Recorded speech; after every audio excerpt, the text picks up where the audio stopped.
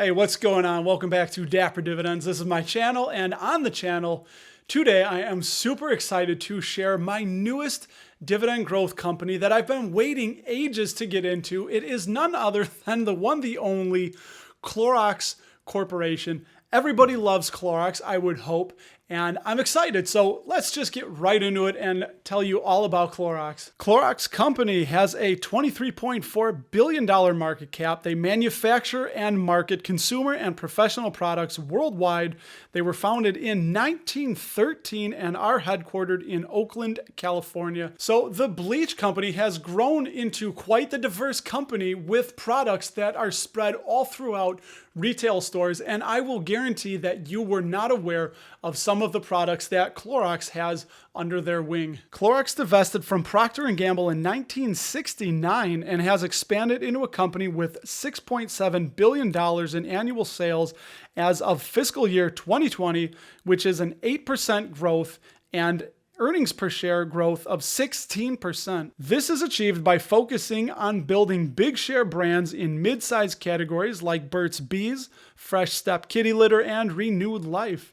Clorox has operations in more than 25 countries and sells products in more than 100 markets. They're also number 6 on the USA's list of most loved brands. As investors, we must always be cognizant and aware of what's in the rearview mirror, but the market is forward-looking and we too must be forward-looking. So with that being said, let's take a quick peek in the rear view at some of the numbers that Clorox did just have. As of fiscal year 20, Clorox has 4 reportable segments: health and wellness, which accounted for 41% of fiscal year 20 sales, household was 27%, lifestyle 17%, and international. Clorox has 10 business units: cleaning, which accounted for 30% of fiscal year 20 sales, professional products at 7%, vitamins, minerals, and supplements at 4%, bags and wrap at 12%, cat litter at 7%, grilling 8%, food products 9%, natural personal care 4%, and international 15%. Cleaning products make up 43% of its annual sales, and sales to Walmart were 25% of fiscal year 20 sales. Again, looking further into the future, it's just undeniable that ESG is the current wave, and Clorox is beautifully riding it. Environmental, social, and governance is here to stay. Clorox announced a long-term strategy in October of 2019 called Ignite. The strategy is intended to accelerate innovation in key areas of the business to drive growth and deliver value for shareholders and society. Specifically, Ignite focuses on 4 strategic choices to sustain good growth, which is defined as profitable, sustainable, and responsible growth. Clorox's long-term goals reflected in Ignite include annual net sales growth of 2 to 4%, annual EBIT margin expansion of 25 to 50 basis points, and annual free cash flow of 11 to 13%. $1.5 billion in cash were provided by operating activities, up from 56% from the previous fiscal year. Like it or not, responsible investing isn't going away. This is only growing and expanding, and I'm just thrilled to see that Clorox is not only ahead, but they're leading the way in regards to the environmental, social, and governance aspect. In particular, they have ambitious goals of 100% recyclable, reusable, or compostable packaging by 2030, 100% zero waste to landfill amongst global facilities by 2030, and 50% reduction in virgin plastic and fiber. I think that's really cool to see that they're looking to sustain the planet and also sustain me through the dividends. So speaking of the dividends, as a dividend growth investor, this is something that is the lifeblood of what I do and what I'm trying to do. We are going to reach a point where work will be optional and our dividends will sustain us and pay for all of our expenses. So let's get into the dividend and see if Clorox's dividend is indeed healthy and sustainable. Clorox paid $533 million in cash dividends in fiscal year 20, which is up from $490 million in the previous fiscal year. The current yield is almost 2.5%, and the next ex-dividend date is my birthday, April 20th. So an early happy birthday to me again.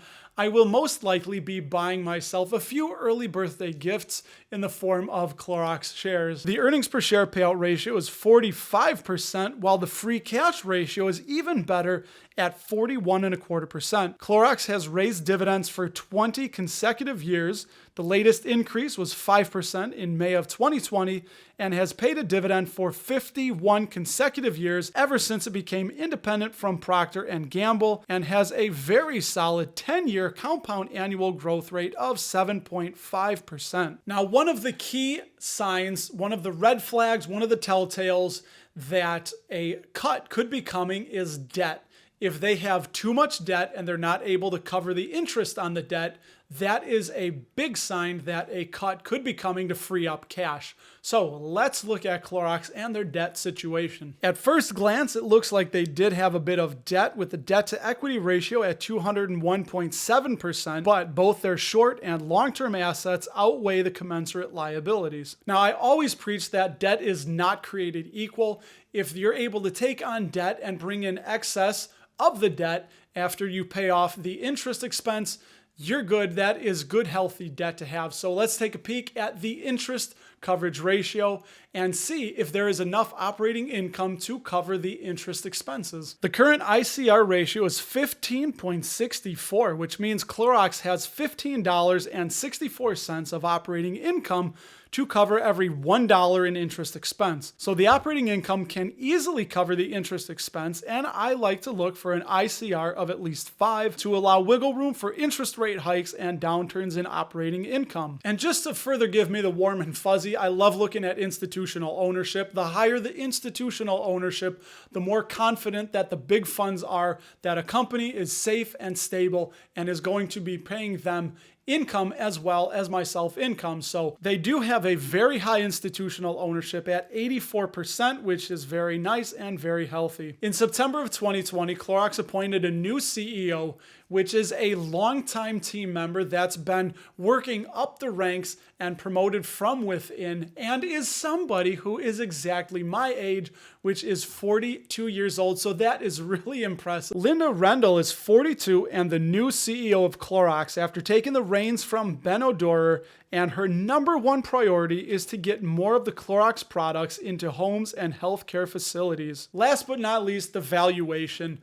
I always say if a company is good and solid, I like to think that I am retiring the shares that I'm buying from the market, and I am going to keep and hold on to those until I die and pass them on to my kith and kin for my posterity to take a hold of. So let's look at the valuation of what Simply Wall Street gives them, which Simply Wall Street does have a valuation of $198.02, making them about 6% undervalued. I bought my first tranche at $182.97. Now, it's a little bit higher. I'd love to get this in the low 170s, high 160s, but it may not get that low, but it's okay.